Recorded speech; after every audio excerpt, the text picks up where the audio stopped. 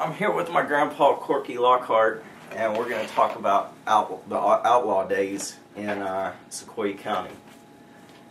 Yeah, this goes back to the 30s now. I'm a little further back than that, but I wasn't here when that all happened. Yeah. But I sat at my old table many a morning, be a stranger sitting there, and somebody knock on the door, and he'd go out the back door. And my dad would say that he's scouting, son. That was back in the middle 30s. He was scouting to rob banks? Yeah. I had a brother that hid their cars out all the time for him, and they robbed banks. I had two uncles that were bank robbers, but my dad never went to jail in a day in his life, but his two brothers were. And they had friends running around up there at Marble City and Cookton Hill.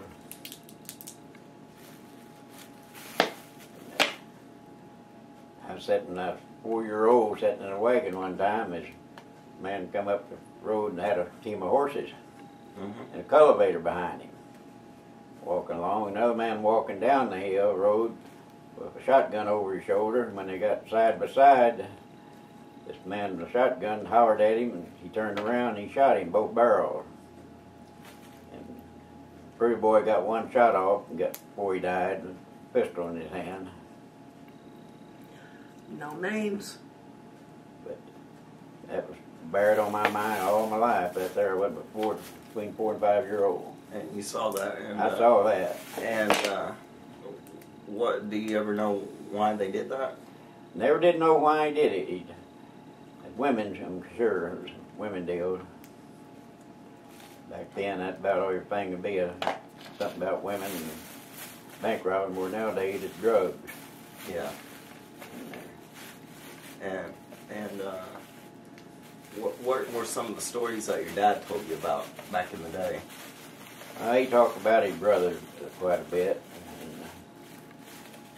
And, one brother, he robbed several banks. And they finally got caught. And they sent him to McAllister. Then they went and furloughed him They gave him a furlough to go home and help on the crops. But instead of helping in the crops, he started robbing banks again, never to go back. He scouted and robbed banks for a few years, and they finally killed him up around Tulsa. Killed him. And the other uncle, he goes to pen in Arkansas for 10 years, and he comes out and gets in McAllister up here for another 5 years. That always bothered Dad because he couldn't understand why they went bad. But in old days back then or something, boy, you.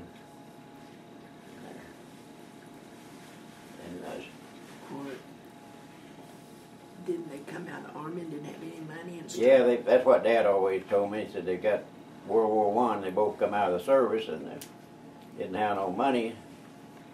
And the younger brother was playing cards with a man named Henry Starr. And Henry asked him when he went broke in his poker game, he was playing poker, and he said, asked if he ready to go with him, and he said, yeah. So they go to Harrison, Arkansas, and rob a bank, and Henry Starr gets killed in the bank robbery. Wow. There in Harrison, Arkansas. And Ed, that's my uncle, Ed Lockhart, he picked up the gang then, and he goes ahead robbing banks. And they had a shootout at Eureka, Arkansas, and a couple of gang members got shot and killed there in that robbery. So Ed, he scouted then till he got picked up in South Oklahoma here, and they sent him to McAllister, and then he furloughed out, and he started robbing again. And the story I had to tell about him one time, I was selling coal right after me and the wife got married, and went up to a little store south of Vian. This colored man running the store. And didn't need no coal, and I gave him my name. Boy, he stopped me before I left and said, dump that coal. Said, I won't take all that load of coal. On account, said, your uncle? Said, Ed Lockhart. And I said, yeah. He said, well, he's called I got this store. I said, he playing poker one time at my house, and he won all the money, and he gave it all to me. But my belief of what had happened, they'd robbed a Gore there in a bank in Gore, Oklahoma, and they hid out in his house, and they paid him for hiding out. That's where he come up with the money. It wasn't no poker game in my mind. But anyway, he wound up getting killed in Tulsa. And Ed did. It's amazing. Yeah, but then we going through life, and I could see them outlaws coming to our house on account they knew Dad was the brother of 2 outlaws, and he wouldn't snitch on them. He'd hide them out. And the older brother of mine would hide their cars out, whatever they had to. When they come pick up the car to go rob, they'd bring it back to him, and he'd hide it. Then they'd ride off in another car. But these bank robbers, they were kind of a victim of the times, weren't they? Oh yeah, that's the only way you get him money back then. Yeah. There wasn't no money out.